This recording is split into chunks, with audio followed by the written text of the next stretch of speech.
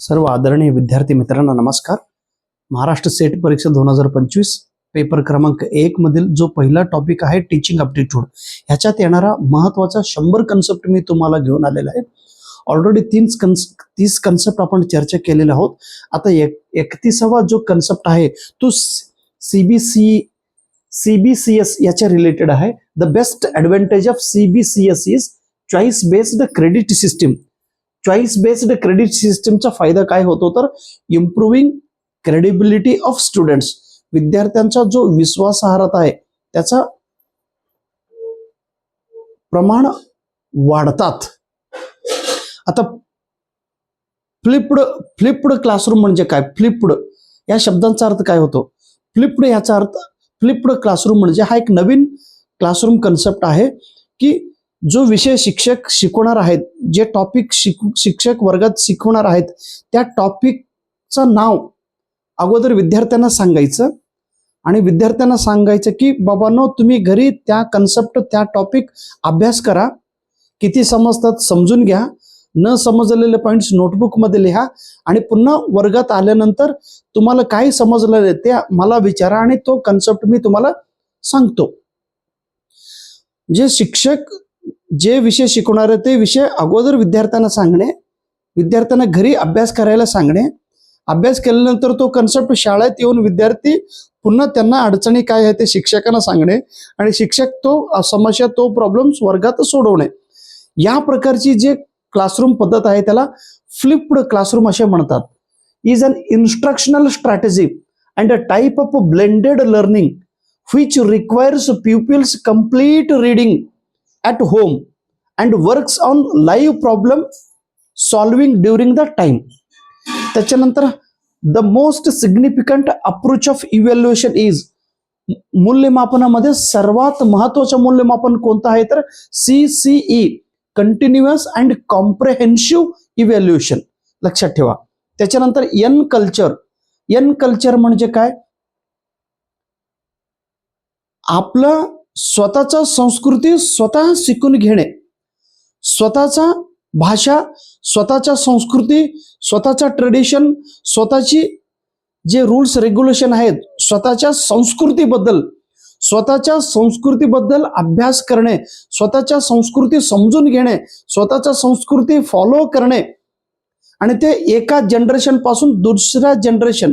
आता आमचा आजोबा काय करत होता, आमच्या आजोबांचं संस्कृती काय, आमच्या आजोबांची भाषा कोणती, आमच्या आजोबांचा रीतिरिवाज कोणते ते आमचे वडील शिकलेत आणि पुन्हा वडिलापासून आम्ही शिकलो. बघा संस्कृती. आता कोणी घरी पाहुणे, तुमचं कोणीतरी पाहुणे आल्यानंतर या दादा कधी आलात, कसे आलात, घ्या पाणी घ्या, हात धुवा, पाय धुवा, आत या. मग त्यांना थोडं साखर देणे की थोडं साखर खा, पाणी देणे, पाणी पिल्यानंतर बसा. एक संस्कृती. प्रत्येक लोकांची, प्रत्येक धर्मांची, प्रत्येकांची एक संस्कृती असतो. स्वतःच्या संस्कृती स्वतः शिकून घेणे एका जनरेशन पासून दुसऱ्या जनरेशन पर्यंत, त्याला एन कल्चर असे म्हणतात. The process of learning about our own culture which is transmitted from one generation to another generation. त्याच्यानंतर NEP 2020चा वैशिष्ट्य काय आहे तर पहिलं वैशिष्ट्य आहे 10+2 हे जे 10वी पर्यंत, नंतर 11वी 12वी हे जे रूल्स होता तो बंद केलेला आहे. आता 5+3+3+4 5+3+3+4 हा वापर केलेला आहे. दुसरा आहे multiple exit option in UG program. Undergraduate मध्ये तुम्ही ऍडमिशन घेऊ शकता, पुन्हा ते सोडून दुसरा विषय घेऊ शकता, पुन्हा ते सोडून दुसरा, म्हणजे कधीही तुम्ही एक्झिट करा, कधीही तुम्ही एंट्री करा. ते आहे मल्टीलिंग्वल इन्स्ट्रक्शन अँड लर्निंग. आता मातृभाषेतून शिक्षण द्यायचं किंवा कोणत्याही रिजनल लँग्वेज मधून विद्यार्थ्यांना शिकवायचं आणि विद्यार्थ्यांना त्या रिजनल लँग्वेज मधून शिकण्यासाठी मदत करायचं, ही त्याचं वैशिष्ट्य आहे. आता learner centred teaching method in higher education. Higher education मध्ये, हायर शिक्षणामध्ये जे लर्नर सेंटर्ड आहे टीचिंग मेथड्स. आता टीचर सेंटर्ड मेथड आणि learner centred method. Teacher centred ह्याचा अर्थ त्या टीचिंग मेथड्स मध्ये शिक्षकांचा प्रभाव जास्त असतो आता लेक्चर मेथडमध्ये शिक्षक हा प्रभावी असतो. हा टीचर सेंटर्ड मेथड झाला. किती लेक्चर द्यायचं, कधी लेक्चर द्यायचं, कसं लेक्चर द्यायचं, काय उदाहरण द्यायचं, हे शिक्षक ठरवत असतात. Teacher centred. आता लर्नर सेंटर्ड ह्याचा अर्थ त्या टीचिंग मेथडमध्ये किंवा त्या प्रोसेसमध्ये विद्यार्थी केंद्रित असतो. आता हायर एज्युकेशन सिस्टीममध्ये विद्यार्थी केंद्रित मेथड्स कोणते आहेत तर प्रोजेक्ट मेथडचे सेंटर कोण असतो? विद्यार्थी स्वतः प्रोजेक्ट करतो. त्यांच्या आवडीप्रमाणे, त्यांच्या वेळेप्रमाणे, त्यांच्या इंटरेस्ट प्रमाणे, त्यांच्या त्या विषयाप्रमाणे तो स्वतः प्रोजेक्ट वर्क पूर्ण करतो.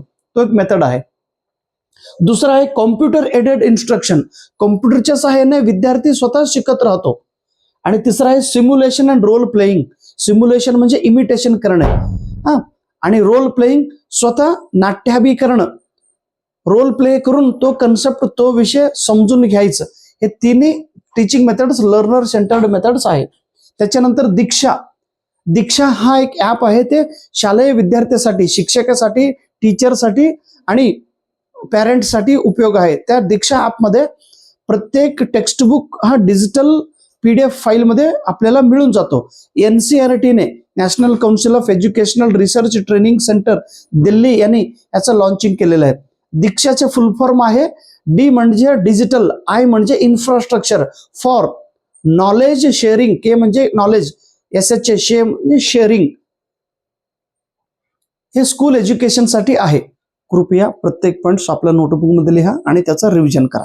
धन्यवाद.